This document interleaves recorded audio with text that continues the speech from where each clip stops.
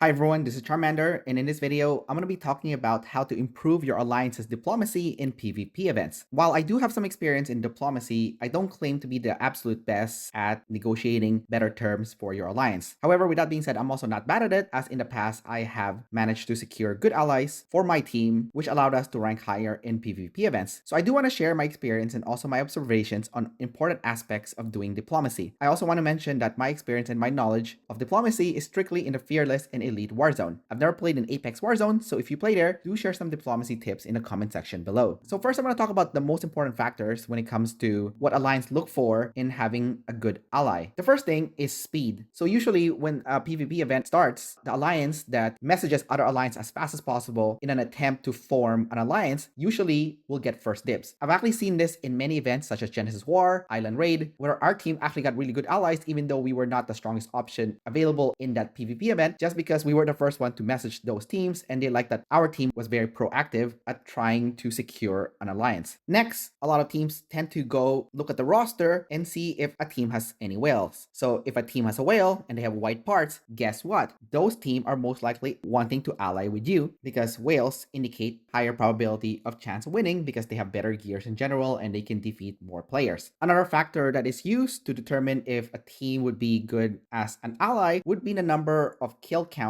their players has. So if you see their player base has quite a bit of kills, especially higher kills like T6, then that indicates to you that this team is a fighter and you're most likely wanting to build an alliance with them. If you're playing in Fearless Warzone, they also tend to go down the rank of the alliance and see how many T6 players there are, as that also helps determine if that team would most likely be a strong ally or not. Another big factor is the number of players with full superb armaments with really strong hones. That seems to be a big case nowadays as well that I've seen both in Elite Warzone and Fearless Warzone. And of course, when it comes to armaments, making sure that those armaments are quite strong. So the more players that has over 6 million in armaments, at the very least 5 million, those would make good allies because they have the strong capability to fight during tower wars. And also, another important factor is how active that alliance is during the PvP event. So if you see them teleporting in right away, they're fighting the field right away, this team is really aggressive, that's usually a good sign that this would make a good team to form an alliance with. So if your team managed to get any of those factors that I just mentioned, then your team is most likely able to get strong alliance. Now, if you don't have any whale, usually FTD, my alliance doesn't have any whale. Right now we have a visitor who is actually a whale that plays in Apex Warzone, but normally we don't have her in our team. So when she's not here, we don't have any whale, in which case we do have to tap into other aspects to secure better alliance. So speed definitely is one aspect that we tap into. We don't have any players with white parts, so obviously we can't use that. Our players have a decent amount of kill count, so other teams do take that into consideration. We have about 14 players with T6, so again, that's usually taken into consideration as well. Number of players with superb armaments is currently at 0, although I'm very close, so I think in the next month I will definitely have full superb armaments and I'll be the first. But we don't have any players that has over 6 million in might when it comes to their hero. The highest right now is 5 million, which is me. So hopefully in the next few months, several of my teammates will also get full superb armaments, which I do think some of them will, and we'll have a few players with over 5 million in hero might. And we're extremely active. So just from that perspective, we would have to lean towards speed of messaging other teams, activity, decent kill count, decent amount of T6 players. And also, one thing I did not mention is if you're not going for first place in Island Raid or Genesis War, going to the other teams and trying to broker an alliance with them and letting them know that you're perfectly happy taking a support role. You don't have to go for first place. You can be second, third, or fourth. A lot of alliance will welcome you in their team because that's one last person that they have to compete with within the alliance to secure first place. Now let's talk about some wild card factors when it comes to doing alliances. So the first wild card, which is kind of funny, is if you're a girl. If you're a girl and you're doing diplomacy for your team, this is a 50-50. So some teams are more friendlier when they're dealing with a girl. So in which case they would give you favorable alliance terms. Some teams has a male misogynist leading the alliance, or it's a woman that hates other women, which is a lot of women,